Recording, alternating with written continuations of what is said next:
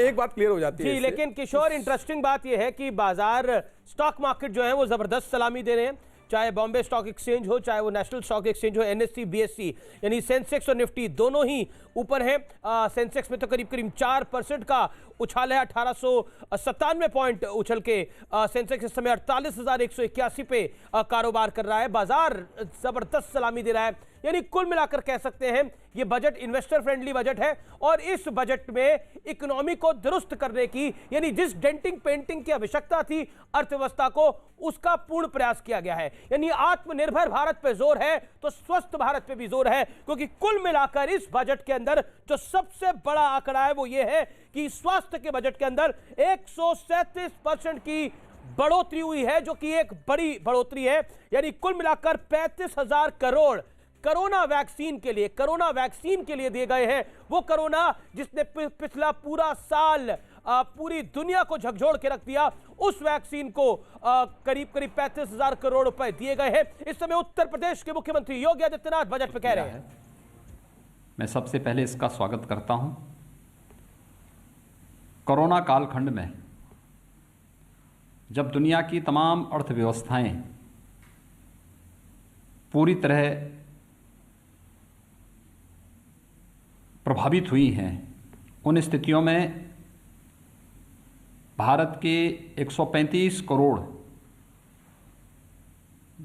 जनता की अपेक्षाओं और आकांक्षाओं को ध्यान में रख करके एक विकासोन्मुख और व्यावहारिक बजट प्रस्तुत करने के लिए मैं आदरणीय प्रधानमंत्री जी का और माननीय वित्त मंत्री जी का हृदय से अभिनंदन करता हूं।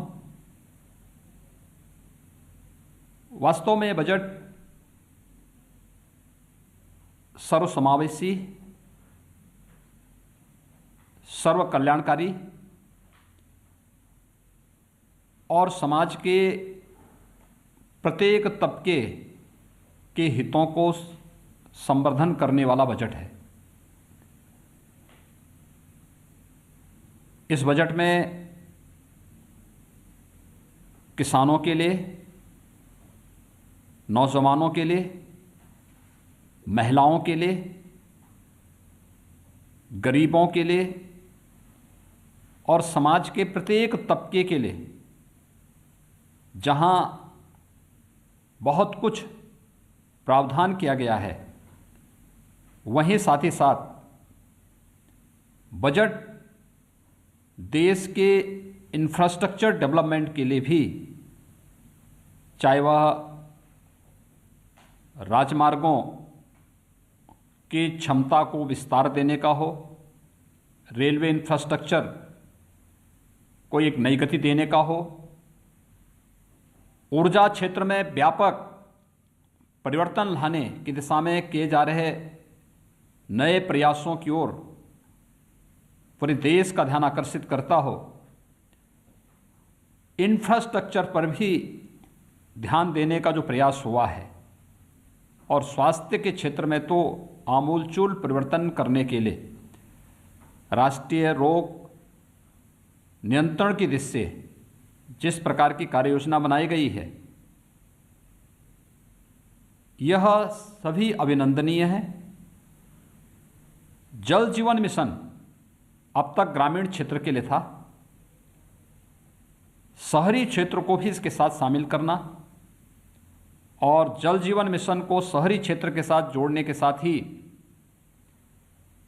शहरी क्षेत्र में और भी तमाम प्रावधान जो किए जा रहे हैं, ये सभी स्वागत योग्य हैं।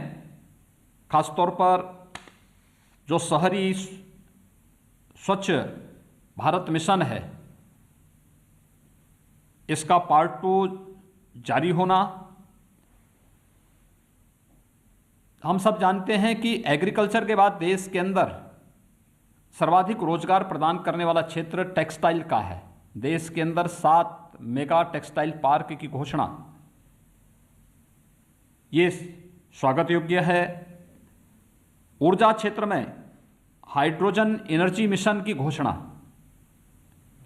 ये ऊर्जा क्षेत्र में आमूलचूल परिवर्तन का कारण बनेगा।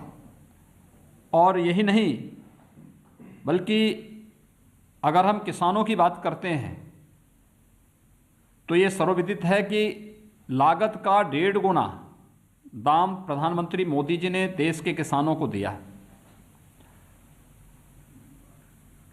1000 अतिरिक्त मंडियों को ई नाम के साथ जोड़ने की जो कार्रवाई हुई है, कार्रवाई की घोषणा हुई है, ये वास्तव में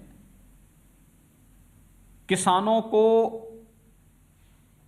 लागत का 1.5 गुना दाम देने की गारंटी का एक माध्यम बनेगा और एक बहुत महत्वपूर्ण और बहुत ही व्यावहारिक बजट आज प्रस्तुत किया गया है। एमएसएमई सेक्टर जो